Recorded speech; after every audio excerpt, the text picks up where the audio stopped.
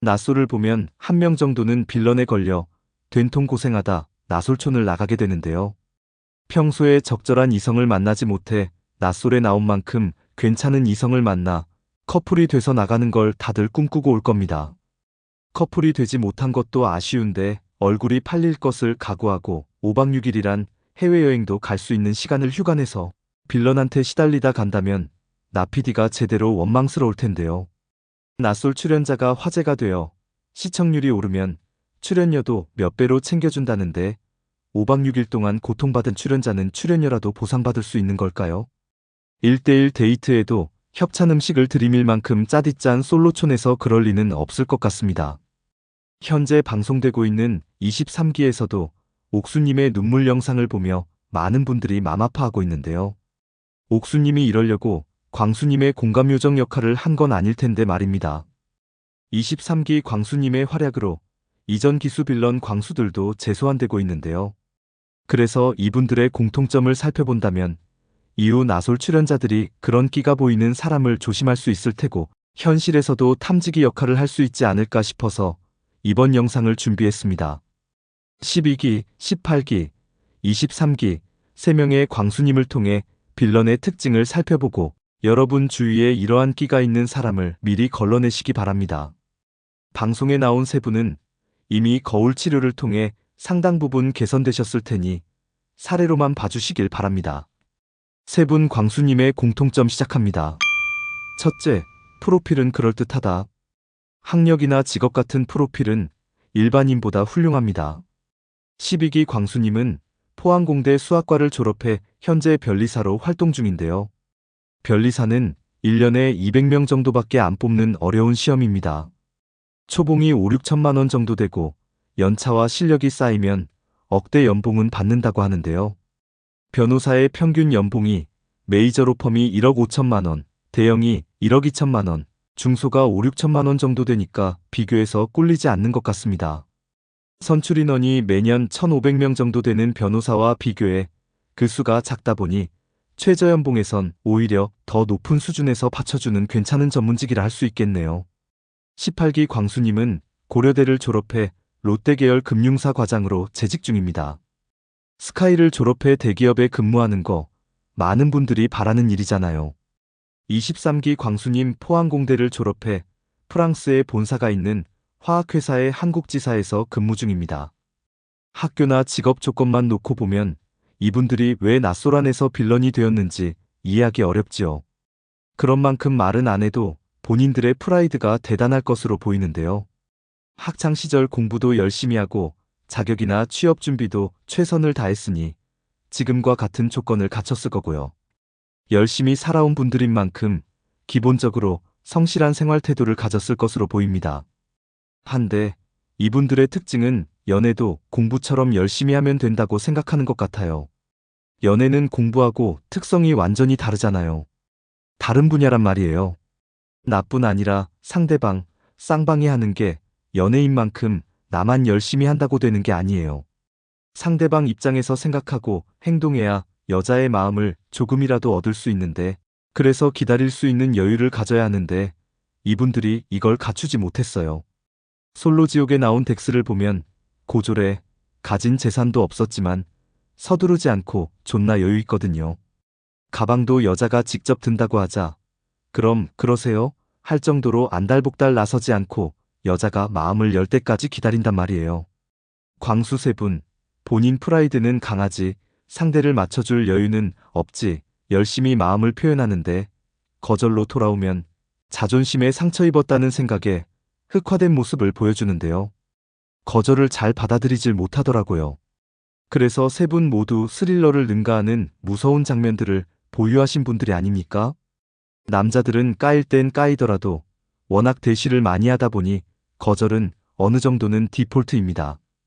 동물 세계에서도 수컷은 구애하고 암컷은 그 중에서 골라서 교미하는 게 자연의 이치인데 이 이치를 깨닫지 못하고 본인들이 암컷과 1대1 상황이라고 오해하고 있으니 일이 꼬일 수밖에요. 물론 직업 말고 외모나 다른 조건이 상타치면 고를 수도 있는데 학벌, 직업 말곤 나머지가 평균 이하인 상황이라서요. 둘째, 못소리거나 연애 초보이다.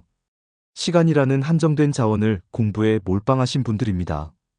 연애는 생초보라고요. 연애에서만큼은 경험치가 베이비 수준이에요. 여자 출연자들은 일반인 중에서 그래도 걸러진 분들이 낯솔에 나가니 얼굴 몸매 평균 이상 되는 분들 아닙니까? 여자를 만날 기회를 거의 못 가졌으니 여출과 대화하는 것만으로도 무척 설레거든요.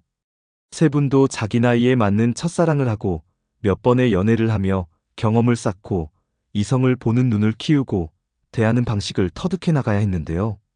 그걸 못했어요. 공부도 나이 들어 하면 머리가 굳어 어렸을 때 하는 것만 못하듯 나이가 들어 외국어 프리토킹 하려면 머리가 말랑한 어린아이보다도 습득력이 늦잖아요. 그래서 세 분은 다른 평범한 사람들보다 더 많은 시간을 들여야 비슷하게라도 따라갈 수 있어요. 하지만 나만 한다고 되는 거 아니죠. 나를 상대하고 받아줄 여성분이 있어야 되는데 나이는 많고 경험치는 없는 쑥맥인 남자를 어떤 여자분이 좋아라 연애해 줄는지요. 무엇이든 경험치가 쌓이면 능숙해지듯 다양한 모임에라도 참석해서 여자랑 대화라도 많이 해보는 연습부터 쌓으시면 좋지 않을까요? 이영자를 보면 휴게소 맛집 지도를 만들 만큼 맛을 보는 것에 있어서만큼은 웬만한 요리사 저리 가라 할 정도입니다. 어떻게 그런 재능을 가지게 됐을까 보면 그만큼 많이 먹어봐서 맛에 혀가 예민해져 있더라고요. 서울, 지방지도에 각 지역 맛집이 기록되어 있을 만큼 많이 먹어보고 추렸다는 얘기입니다. 그러니 휴게소마다 뭘 먹어야 할지 휴게소 맛집 메뉴를 가지고 있을 정도가 됐겠죠. 다양하고 많은 경험이 영자 맛집 비결입니다. 셋째, 외모가 평균 이하이다. 연애에서 외모는 특히 중요한데요. 첫 인상을 보고 더 만날지 말지를 결정하기 때문입니다. 똑같은 쑥맥이라도 차은우 정도의 미남이라면 아무 상관없겠지만 이분들이 외모가 평타치도 안 됩니다. 보면은 예쁠수록 더 많은 시간을 들여 피부 관리하고 몸매 관리하고 외모에 신경을 쓰거든요. 나이 들면 세월의 힘을 이기지 못해 피부는 흘러내리고 기미도 생기고 머리카락 숱도 줄어들겠지만 조금이라도 이쁜 상태를 더 오랫동안 유지하려고 안간힘을 씁니다. 아이러니하게도 외모가 별로면 포기하고 신경 안 쓰는 경우가 많아요. 3명의 광수님도 외모가 평균 이하인데도 신경을 많이 쓰지 않은 티가 나더군요. 18광수님은 나솔사계에서 외모가 업그레이드된 모습을 보여주셨지만요. 타고난 거 어쩔 수 없는 건 다 알죠. 그렇지만 스타일과 패션으로 얼마든지 다르게 연출할 수 있잖아요. 타고나질 않아 못하면 잘하는 사람의 도움을 받으면 됩니다. 잘하기로 유명한 미용실에 가서 두상에 어울리는 스타일 제안을 받고 본인에게 어울리는 머리 스타일을 찾으면 됩니다. 헤어 디자이너가 관리법도 잘 알려줄 테니 길만 잘 들이면 되거든요.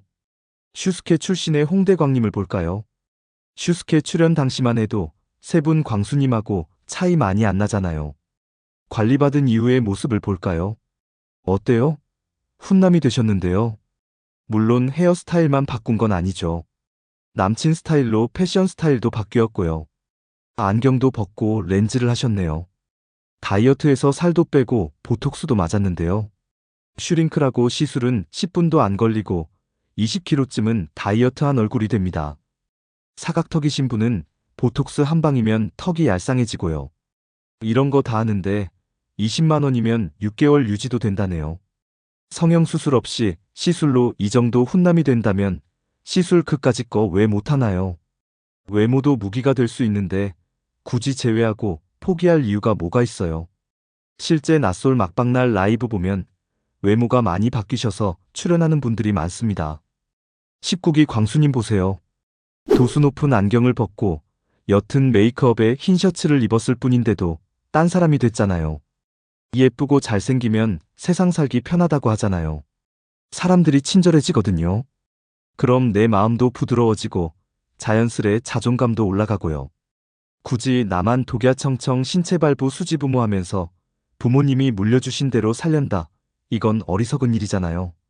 광수님들도 예쁜 여자 좋아하면서 사람 마음 다 똑같은 겁니다. 넷째, 꽂힌 여자에게 중꺽마한다.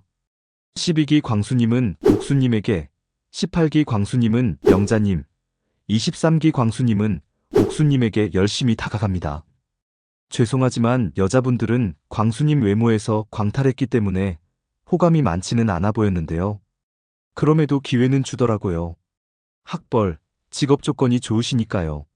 남자분은 외모에서 광탈하면 기회를 더 주지 않는 경우가 많은데 여자분들은 외모 외 경제적인 조건도 많이 보시기 때문에 얘기는 한번 해볼까 한단 말이에요. 단순히 알아보고 얘기 한번 해보자 한 것뿐인데 광수님들은 여자랑 말 섞을 기회도 만날 기회도 많지 않아. 이번 기회를 놓치면 평생 다시는 여자를 못 만나볼 것처럼 대쉬하더라고요. 기회를 주는 여자분들이 심성이 모질지 못하고 사회성 발달한 분들이라 직접적으로 얘기하지 않고 돌려 말하는 경우가 많았고 거절의 표시를 완곡히 하셨는데요. 세 분 광수님은 사회성이 떨어지셔서 못 알아듣고 내 노력이 부족한가, 내 마음을 다 못 보여줬나 싶어서 굳이 대화를 계속 청하셨는데요. 낯설에 있는 주위 남자분이나 여자분에게 조언을 구했으면 좋았을 텐데요. 이분들의 특징이 내 귀로 들어도 믿을 수가 없나 봐요. 나름 프라이드를 가지신 분들이라서요. 여기까지 빌런 광수의 공통점 정리해 보겠습니다. 학창시절 공부에 몰빵, 좋은 학벌, 직업은 갖췄습니다. 한데 외모가 평균 이하에 연애 경험은 생초보라 자신에게 친절하게 대화에 응해준 여자분에게 중꺾마하는 특징을 가지고 있습니다. 그럼 빌런을 피하는 방법도 논해볼까요? 상대에 대해 파악이 되기 전까지는 과도한 친절은 자제하는 게 좋습니다.